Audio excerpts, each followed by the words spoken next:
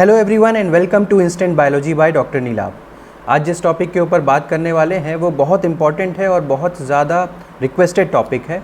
आपको पता है गैट बी का रिज़ल्ट आ चुका है और इसके बाद अब सिर्फ और सिर्फ एक एग्ज़ाम बचता है CUCET।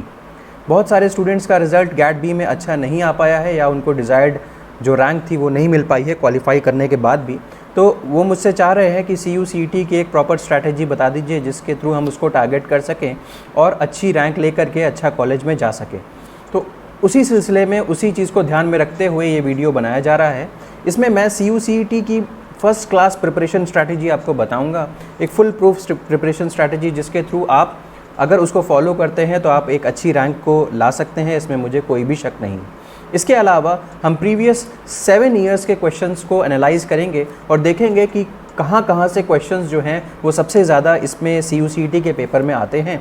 तो उसका भी मैंने एक प्रॉपर एक टेबल बना रखी है, वो भी मैं आपको बताऊंगा और उसी के बेसिस पे एक्चुअली मैंने इसकी प्रिपरेशन स्ट्रैटेजी भी बना रखी है। तो वो ज़रूर देखिएगा, वो लास्ट में है वीडियो के, इसलिए मेरा रिक्वेस्ट है कि आप ये वीडियो लास्ट तक ज़रूर देखिएगा। इसके अलावा मैं आपको चैप्टर वाइज या पॉइंट वाइज ये बताने जा रहा हूँ कि किस चैप्टर में या किस टॉपिक से आपको क्या क्या चीज़ें पढ़ करके जानी चाहिए ताकि आपका वो टॉपिक अच्छी तरीके से कवर हो सके, शॉर्ट टाइम में कवर हो सके और आप बिना मतलब की या नॉन इम्पॉर्टेंट चीज़ों में अपना समय ना बर्बाद करें। तो ये मैं 30 डेज स्ट्रैटेजी बता रहा हूँ, 30 दिन के अंदर आप ये CUCET के लिए तैयारी कैसे कर सकते हैं। तो बिना देर किए हुए शुरू करते हैं। हो सकता है ये वीडियो थोड़ा सा लंबा हो जाए बिकॉज इसमें हम बहुत सारी बातें कर रहे हैं, लेकिन आप इसको लास्ट तक ज़रूर देखिएगा क्योंकि प्रिपरेशन स्ट्रैटेजी लास्ट में ही मेंशन्ड है। तो बिना देर किए हुए शुरू करते हैं। सबसे पहली बात कर लेते हैं आपकी जो सिलेबस है। तो ये आपका सिलेबस है CUCET का PG सिलेबस, ठीक है। और ये जो इसका कोड है PGQP22, आपको ये पता होगा ये PGQP22 क्या है। जो भी लोग आपने ये देखा होगा, मैं पहले भी बता चुका हूँ इसको, ये एक CUCET का ही जो ब्रोचर आया था, इन्फॉर्मेशन ब्रोचर, ये उसका पेज है, आप देख पा रहे होंगे।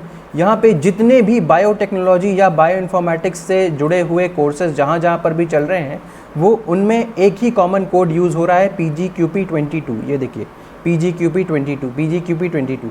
तो ये यूनिवर्सिटीज़ के नाम हैं और ये उसका कोड है, प्लस यहाँ पे कौन कौन सी डिग्री ऑफ़र हो रही है वो मेंशन्ड है। तो MSc molecular biology, MSc biotechnology, MSc life science, तो इस तरीके से करके यहाँ पे यूनिवर्सिटीज़ के नाम और कोड मेंशन्ड है। तो आप कॉमन एक चीज़ देख सकते हैं कि PGQP22 कोड है।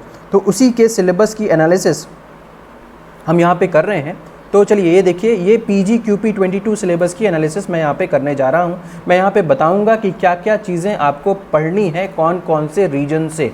तो सबसे पहले पार्ट A की अगर मैं बात करूँ तो यहाँ पे इंग्लिश, GA, मैथ्स और एनालिटिकल स्किल्स है। इसको मैं थोड़ी देर में देखता हूँ, लेकिन पार्ट B शुरू करते हैं। पार्ट B में सबसे पहली जो चीज़ आ रही है वो आपकी टेक्निक्स आ रही है। टेक्निक्स में जो सबसे पहला टॉपिक आ रहा है वो principle and applications of chromatography. सबसे यहाँ पे एक बड़ी इंपॉर्टेंट चीज़ है, वो आपको पता होनी चाहिए। आप जो भी टेक्निक पढ़ रहे हो, XYZ कोई भी टेक्निक पढ़ रहे हो, उसका प्रिंसिपल और उसका एप्लीकेशन जानना बहुत बहुत ज़रूरी है। चाहे वो फिर क्रोमेटोग्राफी हो या स्पेक्ट्रोस्कोपी हो या माइक्रोस्कोपी हो, कुछ भी, ठीक है। तो सबसे पहले यहाँ से शुरू करते हैं principle and applications of chromatography. तो प्रिंसिपल आपने सीख लिया, एप्लीकेशन सीख लिया। क्रोमेटोग्राफी के टाइप्स कौन कौन से हैं आपको खुद भी पता होगा कि साइज एक्सक्लूजन क्रोमेटोग्राफी होता है, इसके अलावा आयन एक्सचेंज क्रोमेटोग्राफी होता है, इसके अलावा HPLC होता है। HPLC पे देखिए एक क्वेश्चन अभी रिसेंटली भी आया हुआ है CUCET के ऊपर, आई बिलीव लास्ट ईयर या उसके पहले के एग्ज़ाम में ये CUCET के में आ चुका है HPLC के ऊपर क्वेश्चन। इसके अलावा एफिनिटी क्रोमेटोग्राफी होती है, एफिनिटी क्रोमेटोग्राफी। तो देखिए इतनी तरीके की तो क्रोमेटोग्राफी है, बट आपको घबराने की ज़रूरत नहीं है। इसके ऊपर ऑलरेडी मैं एक वीडियो सीरीज़ बना चुका हूँ क्रोमेटोग्राफी के ऊपर। I have already prepared a video series, तो आप जा करके उसको रेफ़र कर लीजिए और वहाँ से आपका पूरा कॉन्सेप्ट क्रोमेटोग्राफी का कम से कम क्लियर हो जाएगा। इसके अलावा वहाँ पे मैंने कॉलम क्रोमेटोग्राफी के बारे में बहुत डिटेल में बता रखा है, वो भी ज़रूर देख लीजिएगा। नेक्स्ट आते हैं स्पेक्ट्रोस्कोपी के ऊपर। अब देखिए स्पेक्ट्रोस्कोपी में सबसे इंपॉर्टेंट चीज़ क्या है, आपका बियर लैम्बर्ट लॉ है। बियर लैम्बर्ट लॉ, BL मैंने लिख दिया है, याद रखिएगा। इसके अलावा UV स्पेक्ट्रोस्कोपी आपको पूरी अच्छी तरीके से, UV विजिबल स्पेक्ट्रोस्कोपी जो है वो आपको पूरी अच्छी तरीके से पता होनी चाहिए। ऐसा क्यों बोल रहा हूँ? क्योंकि यहाँ पे मैंने कई दफ़ा क्वेश्चन देखा हुआ है, जो आपने कॉन्सेप्ट भी देखा होगा विबग्योर का, VIBGYOR, विबग्योर का कॉन्सेप्ट याद होगा आपको। अब इस विबग्योर के कॉन्सेप्ट में अगर इधर की तरफ हम जाएँ तो ये तो विजिबल रीजन है, अगर मैं इस तरफ जाऊं तो आपके हाई एनर्जी रेडिएशंस आ जाते हैं, और इधर अगर जाऊं तो मैं लो एनर्जी रेडिएशंस आ जाते हैं। साथ ही साथ अगर मैं वेवलेंथ की बात करूं तो यहाँ पे वेवलेंथ कम होती जाती है और यहाँ पे वेवलेंथ बढ़ती जाती है, होता है ना। तो इसके ऊपर कई बार क्वेश्चंस जो हैं यहाँ पे पूछे गए हैं। कम से कम इतनी बात आपको यहाँ से ज़रूर पता होनी चाहिए, UV विजिबल स्पेक्ट्रोस्कोपी। और तो और इस UV विजिबल स्पेक्ट्रोस्कोपी से हम किस तरीके से DNA का कंसंट्रेशन, RNA का कंसंट्रेशन या किसी भी और चीज़ का कंसंट्रेशन हम कैसे पता लगा सकते हैं। कहने का मतलब है कि टेक्निक वाइज इसका क्या यूटिलाइजेशन है बायोलॉजी में, हम इसको कैसे यूटिलाइज कर सकते हैं। अभी रिसेंटली मैंने अगेन ऑप्टिकल डेंसिटी के ऊपर यहाँ पे क्वेश्चन देखा हुआ था कि ऑप्टिकल डेंसिटी से आप क्या पता लगा सकते हैं, ये एक और क्वेश्चन आया हुआ है। तो देखिए यहाँ से एनालिटिकल टेक्निक से बहुत क्वेश्चंस आते हैं। नेक्स्ट अगर मैं बात करूँ तो माइक्रोस्कोपी है। अब माइक्रोस्कोपी का प्रिंसिपल अगेन बहुत इंपॉर्टेंट है। माइक्रोस्कोपी में जो स्ट्रक्चर होता है माइक्रोस्कोप का वो क्या होता है, वो इम्पॉर्टेंट है। इसके अलावा अगर मैं बात करूँ तो जो कौन कौन से लेंसेज हैं, यानी कि ऑब्जेक्टिव क्या है, आईपीस क्या है, कंडेंसर क्या है, इस तरीके की सारी बातें जो हैं वो आपको माइक्रोस्कोपी से पता होनी चाहिए। जैसे ऑयल इमल्शन क्या होता है, ये सारी चीज़ें। अब अगर मैं माइक्रोस्कोपी के टाइप्स के ऊपर डिस्कशन करूं तो माइक्रोस्कोपी के टाइप्स में आप सबसे पहली जो बात याद रखें वो क्या है, डार्क, जो ब्राइट फील्ड माइक्रोस्कोपी है और ये डार्क फील्ड माइक्रोस्कोपी DF में लिख देता हूँ, ब्राइट फील्ड में BF लिख देता हूँ। और इसके अलावा जो माइक्रोस्कोपी में फेज़ कंट्रास्ट माइक्रोस्कोपी है, इसके अलावा इलेक्ट्रॉन माइक्रोस्कोपी है। इलेक्ट्रॉन माइक्रोस्कोपी में आपको पता होगा SEM और TEM के बारे में। यहाँ से एक नहीं कई बार क्वेश्चन आया हुआ है कि जो इलेक्ट्रॉन माइक्रोस्कोपी है, how is it different from light microscopy, और इलेक्ट्रॉन माइक्रोस्कोपी क्यों फेवर की जाती है as compare to light microscopy. तो ये अच्छे से पता होना चाहिए कौन कौन से एडवांटेजेस हैं। SEM और TEM का डिफरेंस क्या, किस में रिजोल्यूशन ज़्यादा है, किस में कम है, मैग्नीफिकेशन किसका ज़्यादा है, किसका कम है। ऑलरेडी मैं माइक्रोस्कोपी के ऊपर भी वीडियोस बना चुका हूं, तो आपको कोई दिक्कत नहीं होगी। माइक्रोस्कोपी हो गया, स्पेक्ट्रोस्कोपी हो गया, क्रोमेटोग्राफी हो गया। I already prepared videos on these 3 topics. अब आ जाइए इलेक्ट्रोफोरेसिस के ऊपर। इलेक्ट्रोफोरेसिस में सबसे इंपॉर्टेंट जो है वो आपका SDS पेज है। What is important, SDS page is very important, इसको ध्यान रखिएगा। इसके अलावा अगर मैं 2D जेल इलेक्ट्रोफोरेसिस की बात करूं यहाँ से भी, तो SDS पेज में क्या से याद रखना है, क्या याद रखना है, कोई बहुत प्रोसेस नहीं याद रखना है। यू शुड रिमेंबर दैट वो किस चीज़ के बेसिस पे सेपरेशन करता है। मॉलिक्यूलर वेट हो गया। 2D जेल इलेक्ट्रोफोरेसिस की बात करो तो किस बेसिस पे सेपरेशन करेगा, it would be separating on the basis of 2 dimension. पहला डायमेंशन, दूसरा डायमेंशन क्या क्या होता है, ये अच्छी तरीके से आपको पता होना चाहिए। इलेक्ट्रोफोरेसिस हो गया, ठीक है। बहुत डेप्थ में नहीं जाना है, बेसिक आइडिया आपको होना चाहिए। अगर मैं बताऊं सेंट्रीफ्यूगेशन के बारे में, तो सेंट्रीफ्यूगेशन का बेसिक प्रिंसिपल क्या है, ज़्यादा सेंट्रीफ्यूगेशन का रेट होने से कौन से पार्टिकल्स पहले सेटल डाउन होते हैं, कौन से देर से सेटल डाउन होते हैं, तो ये कॉन्सेप्ट आपको पता होना चाहिए। इसके अलावा अल्ट्रा सेंट्रीफ्यूगेशन क्या होता है, डेंसिटी ग्रेडियंट सेंट्रीफ्यूगेशन क्या होता है, CSCl यानी कि सीजियम क्लोराइड वाला सेंट्रीफ्यूगेशन किस तरीके का होता है, ये चीज़ें पता होनी चाहिए।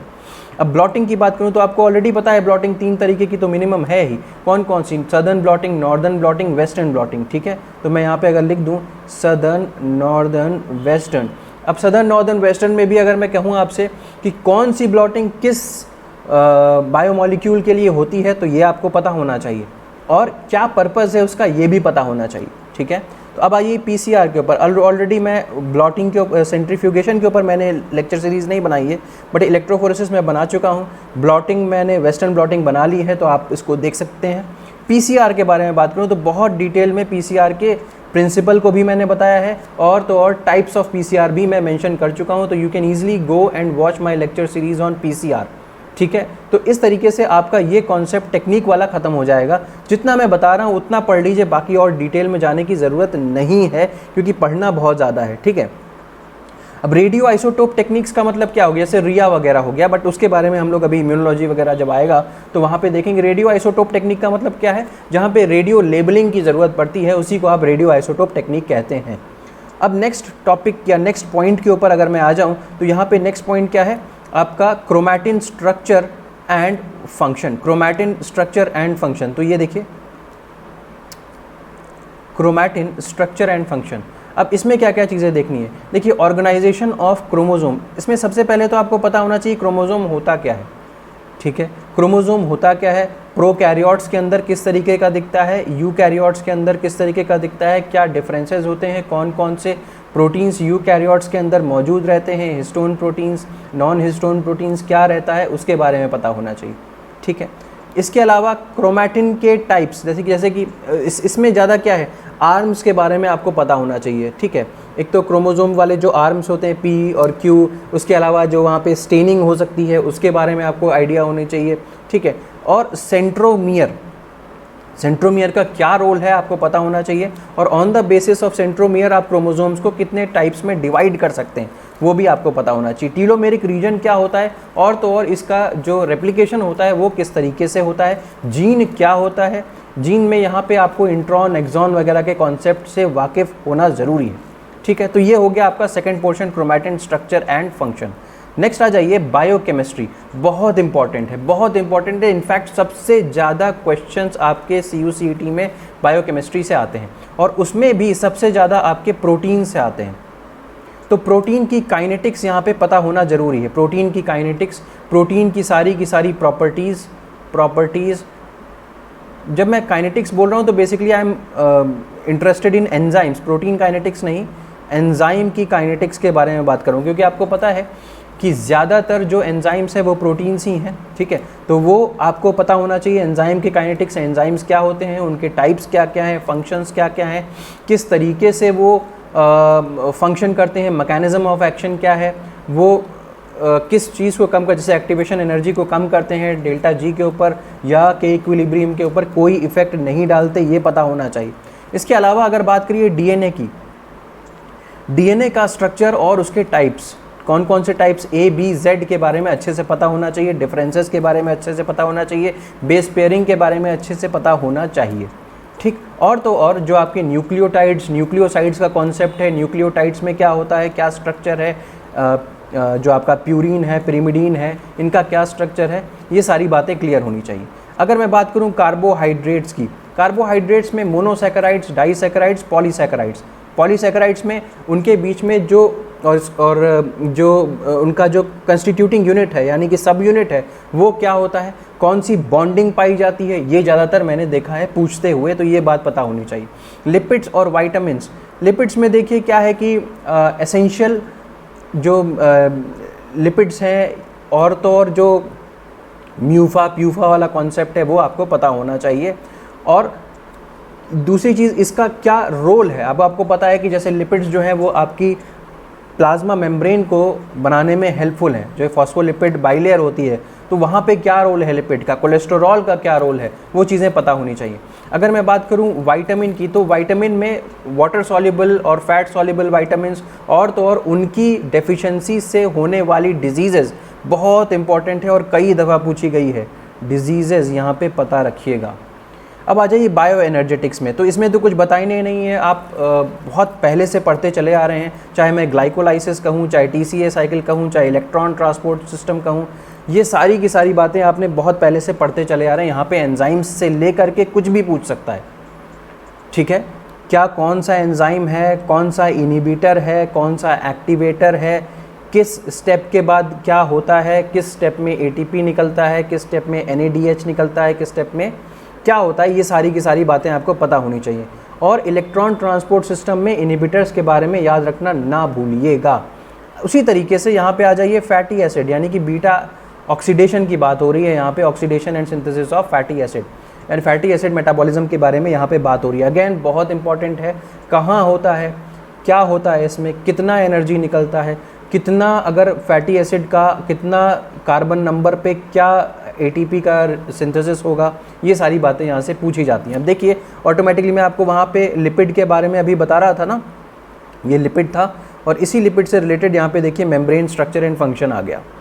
अब आपको पता है कि फॉस्फोलिपिड बाइलेयर होने की वजह से ये तो क्वेश्चन उठेगा ही उठेगा, ठीक। तो यहाँ पे हम लोगों ने बायोकेमिस्ट्री से रिलेटेड जितनी भी बातें थी वो कर ली, क्या क्या पढ़ना है। इसके अलावा और ज़्यादा जानकारी नहीं रखिएगा, बहुत सारी चीज़ें पढ़नी है अभी, और ऐसी भी चीज़ें पढ़नी होंगी जो शायद आपको पढ़े हुए बहुत समय हो गया होगा, तो उसमें समय न बर्बाद करें। आइए बात करते हैं नेक्स्ट, बायोटेक्नोलॉजी में आप में से कई लोगों ने अभी गैट भी दिया होगा और कई सारे लोगों ने गेट भी दिया होगा। तो आरडीटी आपके लिए कोई बहुत बड़ी बात नहीं है, वो तो आप पढ़ ही लेंगे। जीन क्लोनिंग क्या होता है, जीन को किस तरीके से आप किसी इंडिविजुअल या वेक्टर के अंदर इंसर्ट करते हैं और वहाँ से किस तरीके से किसी होस्ट ऑर्गेनिज्म के अंदर डालते हैं, ये सारी बातें। एप्लीकेशंस ऑफ बायोटेक्नोलॉजी बहुत इंपॉर्टेंट है कि यहाँ से क्या क्या एप्लीकेशंस हैं बायोटेक्नोलॉजी के, कहाँ कहाँ पे बायोटेक्नोलॉजी का इस्तेमाल हो रहा है, मेडिसिन में कहाँ पे हो रहा है, इंडस्ट्री में कहाँ पे हो रहा है, एग्रीकल्चर में कहाँ पे हो रहा है, ये सारी बातें आपको ज़रूर से पता होनी चाहिए। और तो और animal and plant cell culture, basically tissue culture के बारे में यहाँ पे बात हो रही है। टिश्यू कल्चर में ऑक्सीजन और जो साइटोकाइनिन है उसका क्या रेशियो हो तो क्या बनता है, ये बहुत एक कॉमन क्वेश्चन है, मैंने कई एग्जाम्स में देखा है इंक्लूडिंग CUCET। इन्वायरमेंटल बायोटेक्नोलॉजी का मतलब क्या है, जो वेस्ट वाटर ट्रीटमेंट वगैरह के लिए बायोटेक्नोलॉजी का इस्तेमाल हो रहा है वो क्या है, किस तरीके से कौन कौन से ऑर्गेनिज्म यूज़ होते हैं, ये सारी बातें। आ जाइए माइक्रोबायोलॉजी के ऊपर। माइक्रोबायोलॉजी से अगेन बहुत सारे क्वेश्चंस आते हैं, बहुत। बायोकेमिस्ट्री के बाद आई बिलीव सबसे ज़्यादा क्वेश्चंस जो आ रहे हैं वो माइक्रोबायोलॉजी से आ रहे हैं। अगेन यहाँ पे माइक्रोब्स यानी कि बैक्टीरिया, फंजाई और वायरसेस के बारे में आपको इन डेप्थ इन्फॉर्मेशन होनी चाहिए। बैक्टीरियल रिप्रोडक्शन कितने तरीके हैं वो सारा पता होना चाहिए। एंटी माइक्रोबियल एजेंट्स अगेन बहुत इंपॉर्टेंट है, ठीक है, यानी कि एंटीबायोटिक्स यहाँ पे पता होनी चाहिए। अब एंटीबायोटिक्स में भी कौन सी एंटीबायोटिक का क्या रोल है, वहाँ पे वो किस चीज़ के ऊपर एक्ट करती है, कई बार क्वेश्चन आया हुआ है, यहाँ से इसको देखना मत भूलिएगा, एंटीबायोटिक्स, ठीक है। नेक्स्ट, माइक्रोब्स का क्या रोल है इंडस्ट्री में, अगेन यहाँ से भी क्वेश्चन आया हुआ है, यानी कि एप्लीकेशंस यहाँ पे पूछे जाते हैं। माइक्रोब्स का क्या रोल, जैसे सैकरोमाइसिस सेरेविसियाई जो है वो आपका ब्रेड भी बनाने के काम आता है, बेकर्स यीस्ट बोलते हैं उसको, इथेनॉल बनाने की भी काम आता है। ये इंडस्ट्री में क्या रोल है, एग्रीकल्चर में क्या रोल है, जैसे कि राइजोबियम हो गया है ना। अब राइजोबियम का क्या रोल है एग्रीकल्चर के लिए, लेग्यूम्स के खेती के दौरान उसका क्या रोल है, बहुत ज़रूरी इंपॉर्टेंट चीज़ है, ये पता होना चाहिए। यहाँ पे अगेन अब यहाँ पे देखिए इतना पूरा यहाँ से इम्यूनोलॉजी शुरू हो जाता है। This is the start of immunology. Immunology में एंटीजन क्या होता है, मींस एंटीजन और आपका इम्यूनोजन, इसमें अंतर मैं पढ़ा चुका हूँ ऑलरेडी, देख लीजिएगा। रिकॉम्बिनेंट डीएनए टेक्नोलॉजी में मैं एक वीडियो में बढ़ा चुका हूँ, आप इसको देख लीजिएगा। और एंटीबॉडी का स्ट्रक्चर वेरी इंपॉर्टेंट, बहुत इंपॉर्टेंट है एंटीबॉडी का स्ट्रक्चर, मैं वीडियो में बता चुका हूँ, you can watch that. Complement system क्या होता है, कॉम्प्लीमेंट सिस्टम आपको पता ही है कि बेसिकली एंटीबॉडीज़ को कॉम्प्लीमेंट करने के लिए एक सिस्टम है, ठीक है। इसमें कौन से क्लासिकल सिस्टम में क्या होता है और बाकी सिस्टम्स में किस तरीके से कॉम्प्लीमेंट जो होती है वो किल करती है आपके पैथोजेंस को, उसको समझना ज़रूरी है। आपकी इम्यूनिटी कितनी प्रकार की है आपको पता है, एक्टिव इम्यूनिटी, पैसिव इम्यूनिटी। ये वैक्सीन्स बहुत इंपॉर्टेंट है, इस बार काफ़ी क्वेश्चंस आने की उम्मीद है वैक्सीन से, आपको पता होना चाहिए। खासकर आपके जो कोरोना वायरस है उसके लिए जो वैक्सीन्स बनाई गई हैं वो किस टाइप की हैं, ये सारी बातें। वायरसेस बहुत इंपॉर्टेंट है इस बार के लिए, प्लांट वायरस, एनिमल वायरस, खासकर कोरोना वायरस के बारे में जानकारी ज़रूर होनी चाहिए। और इन्वायरमेंटल माइक्रोबायोलॉजी मैंने अभी ऊपर भी बताया था कि इन्वायरमेंट को जैसे कि बायो रेमिडिएशन का कॉन्सेप्ट यहाँ पे एक्चुअली यूज़ किया जा रहा है, ठीक है। तो मॉलिक्यूलर जेनेटिक्स में आ जाइए। अब मॉलिक्यूलर जेनेटिक्स जो है ये आपका, चाहे आप मॉलिक्यूलर बायोलॉजी भी इसको कह लीजिए, चाहे जिस तरीके से भी आप इसको रेफ़र कर लीजिए। यहाँ पे इनहेरिटेंस के बारे में पता होना चाहिए, लिंकेज एंड क्रॉसिंग ओवर। यहाँ से देखिए क्वेश्चंस जो हैं लिंकेज क्रॉसिंग ओवर से आते हैं, रिकॉम्बिनेशन फ्रीक्वेंसी वाले क्वेश्चंस ये इसमें भी आते हैं CUCET में और काफ़ी एग्जाम्स में आते हैं। क्रोमोसोमल एबरेशंस में यहाँ पे अगेन डिजीज़ेज़ के बारे में पूछा गया हुआ है, मैंने देखा है। और पूछा जाता है क्या कि ये अगर इस तरीके का एब्रेशन है, इस डिजीज़ का नाम क्या है। एग्जाम्पल के तौर पे अगर मैं कहूँ कि 21st क्रोमोसोम की ट्राइसोमी हो रही है तो उस डिजीज़ को क्या कहते हैं, तो इस तरीके के कुछ क्वेश्चंस आते हैं यहाँ से। एक्स्ट्रा क्रोमोसोमल इनहेरिटेंस में कि क्रोमोसोमल इनहेरिटेंस जैसे कि मैटरनल इनहेरिटेंस वगैरह के बारे में है, उतना ज़्यादा नहीं पूछा जाता, लेकिन क्रोमोसोमल एबरेशन से बहुत सारे क्वेश्चंस मैंने देखे हैं। बाकी रेप्लिकेशन, ट्रांसक्रिप्शन, ट्रांसलेशन ये तो आपको DNA रिपेयर, पॉपुलेशन जेनेटिक्स ये आपने पहले भी पढ़ा हुआ है, तो इसमें कुछ बताने जैसा नहीं है। हार्डी वाइनबर्ग इक्विलिब्रियम पे क्वेश्चंस कई दफ़ा आए हैं, रिपीट हुए हैं, इसको देख लीजिएगा। Plant sciences and animal sciences, इसके बारे में कुछ विशेष तौर पे बात करना चाहता था। आप में से बहुत सारे लोग जो प्योर बायोटेक्नोलॉजी बैकग्राउंड के हैं या जूलॉजी और बॉटनी आपको पढ़े हुए एक ज़माना हो गया है, आपको इसमें थोड़ा सा समय देना पड़ेगा क्योंकि इसके क्वेश्चंस काफ़ी ज़्यादा आ रहे हैं, आप इसको छोड़ नहीं सकते। लेकिन क्या क्या पढ़ना है ये समझ लीजिए।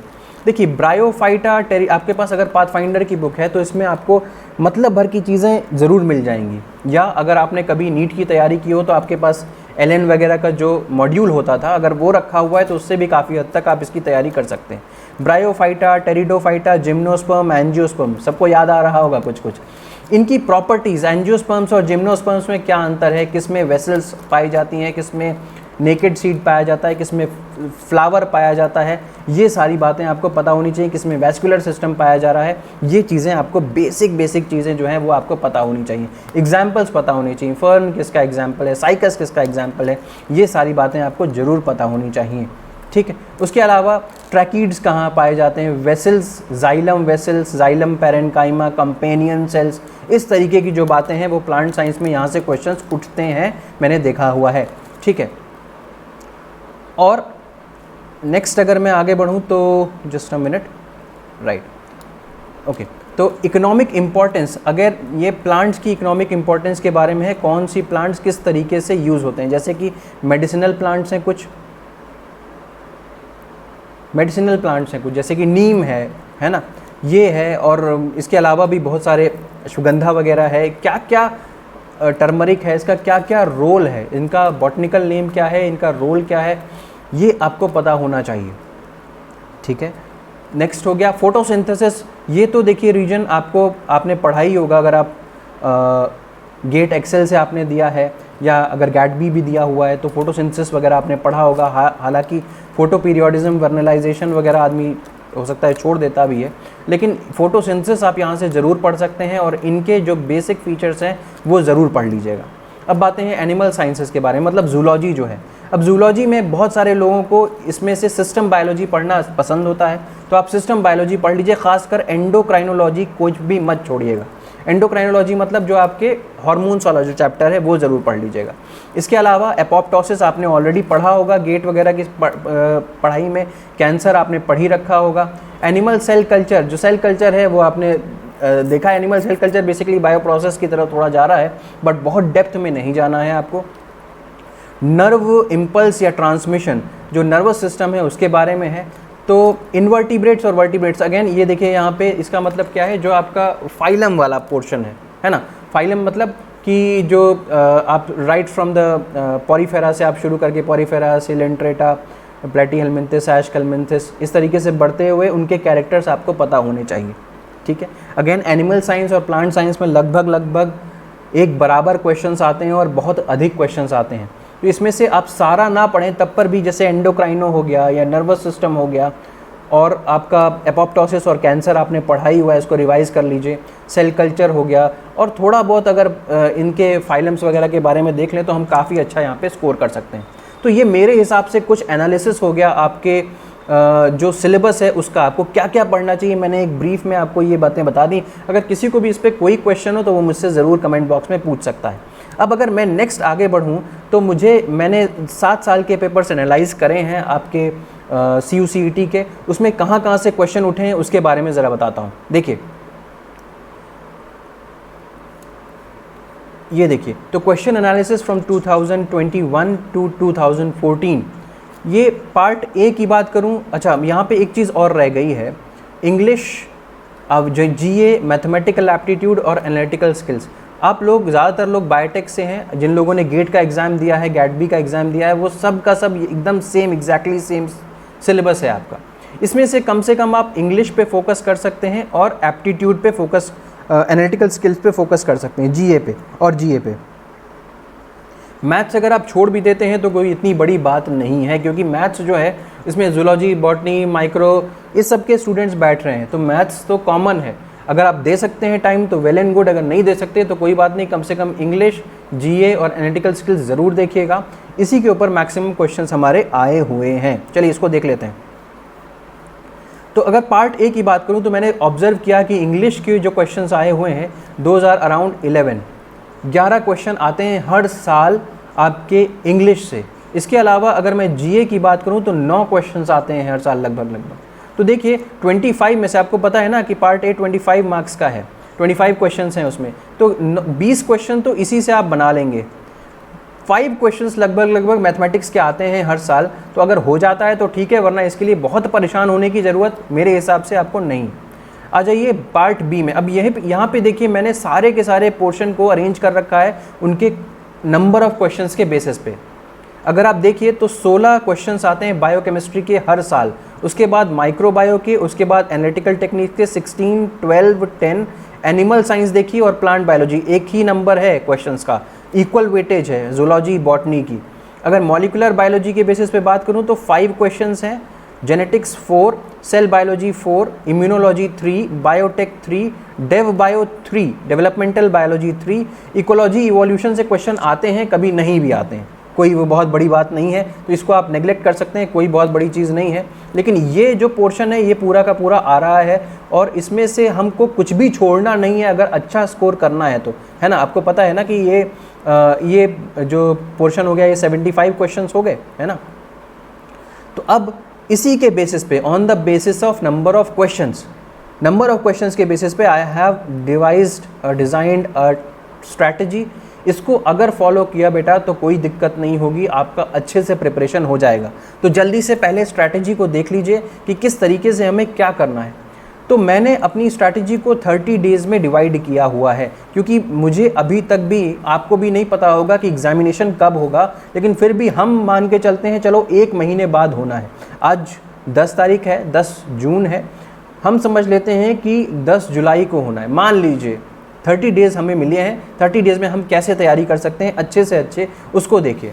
तो सबसे पहले देखिए कि मैंने सारे के सारे सिलेबस को ऊपर जो आपने देखा उसको मैंने कुछ पार्ट्स में डिवाइड कर दिया है on the basis of their questions, कितना क्वेश्चन आ रहा है उसमें से। मेरा ये लॉजिक है कि अगर हम कम क्वेश्चंस वाले को अभी तैयार कर लें और जिससे ज़्यादा क्वेश्चंस आ रहे हैं उसको लास्ट के लिए छोड़ें, तो मेरे दिमाग में चीज़ें एकदम फ्रेश रहेंगी और मैं ज़्यादा क्वेश्चंस वाले को और अच्छी तरीके से अटेम्प्ट कर सकूँगा। बात समझ में आई है आप लोगों को। तो मैं क्या करता हूँ, जो ज़्यादा वेटेज वाले टॉपिक हैं उनको लास्ट के लिए रखता हूँ, कम वेटेज वालों को पहले ख़त्म कर लेता हूँ, ताकि मुझे दिमाग में फ्रेश रहे वो चीज़ें जो मैं लास्ट में पढ़ रहा हूँ। तो देखिए आपने ऊपर देखा भी था कि सेल बायोलॉजी, इम्यूनोलॉजी और बायोटेक्नोलॉजी, देखिए ऊपर अगर यहाँ पे आपने देखा हो तो सेल बायोलॉजी, इम्यूनोलॉजी और बायोटेक्नोलॉजी, तो 4-3-3 क्वेश्चन इसमें से आ रहे हैं। तो क्यों ना पहले इसको ख़त्म कर लिया जाए पहले 6 डेज़ में। तो टाइम ड्यूरेशन देखिए 11 जून मैंने कल से पढ़ना शुरू किया और मैंने 16 जून तक इस पूरे को ख़त्म कर दिया, सेल बायोलॉजी, इम्यूनोलॉजी, बायोटेक्नोलॉजी। तो 4, 3, 7, 8, 9, 10 क्वेश्चन मेरे तैयार हो गए, ठीक है। अब नेक्स्ट 6 डेज़ में देखो जो नेक्स्ट हाईएस्ट वेटेज वाला टॉपिक है, जैसे डेव बायो हो गया, जेनेटिक्स हो गया, मॉल बायो हो गया, इन तीनों को मैंने अगले 6 दिन के लिए ले लिया। टाइम क्या हो गया, 17 जून से 22 जून हो गया ना, ठीक। Dev bio, genetics, mol bio वो मैंने कवर कर लिया। ऊपर देखो डेव बायो 3, जेनेटिक्स 4 और मॉल बायो 5, तो 5, 4, 9, 10, 11, 12 क्वेश्चन हो गए। तो पहले 10 क्वेश्चन, ये हो गए मेरे 12 क्वेश्चन। बोलो तैयारी हो गई अच्छे से। अब आ जाओ ये नेक्स्ट 6 डेज़ में अपन को क्या करना है, 29 जून से 4 जुलाई तक, सॉरी यहाँ पे मुझे करेक्शन कर लेना चाहिए, 4 जुलाई तक मुझे क्या करना है, मुझे ये टॉपिक्स यानी कि ये जो जस्ट अ मिनट, ये तो 23 जून से 28 जून तक पहले इसको डिस्कस कर लेते हैं। ये क्या हो गया, नेक्स्ट 6 डेज़ में एनिमल बायोलॉजी और प्लांट बायोलॉजी यानी कि जूलॉजी और बॉटनी मुझे अगले 6 दिन कवर करना है। इससे पीछे मैंने क्या कर लिया था, जो डेव बायो, जेनेटिक्स और मॉल बायो था वो मैंने कवर कर लिया था 22 जून तक। उसके बाद 23 जून से 28 जून तक मैंने एनिमल बायो, प्लांट बायो ख़त्म कर लिया।